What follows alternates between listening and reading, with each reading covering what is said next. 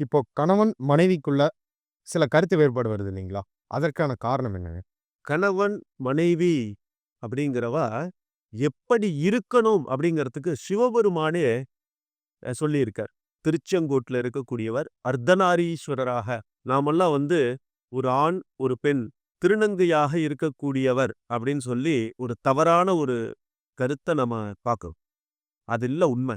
ஒருவனில் பாதியாக, அவனுடைய சிந்தனையில் பாதியாக, அவனுடைய சரீரத்தில் பாதியாக இருக்கக்கூடியவள்தான் மனைவி அப்படிங்கிற எண்ணம் கணவனுக்கும், தன்னில் அனைத்துமாக இருக்கக்கூடியவரே ஒரு கணவன் அப்படின்ற எண்ணம் ஒரு பெண்ணிற்கும் இருக்குமாயின் அவர்களுக்குள் விரிசல் இருக்காது அப்படிங்கிற உலக தத்துவத்தை எடுத்துக் கூறுவதற்காகத்தான் திருச்செங்கோட்டில் இறைவன் இறைவியோடு தன்னில் பாதியாக காட்சி கொடுத்து கொண்டிருக்கிறார். விட்டு கொடுப்பார் கெட்டு போவதில்லை அப்படிங்கிற இந்த மந்திரத்தை மட்டும் வச்சுக்கிட்டா போதும், கணவன் மனைவிக்குள்ள பிரச்சனையே இருக்காது.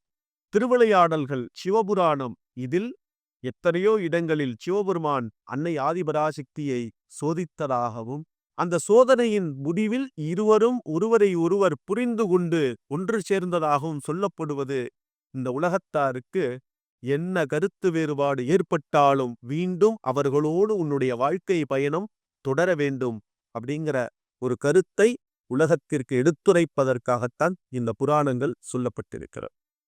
இதுவே கணவன் மனைவி ஒற்றுமைக்கான ரகசியம்.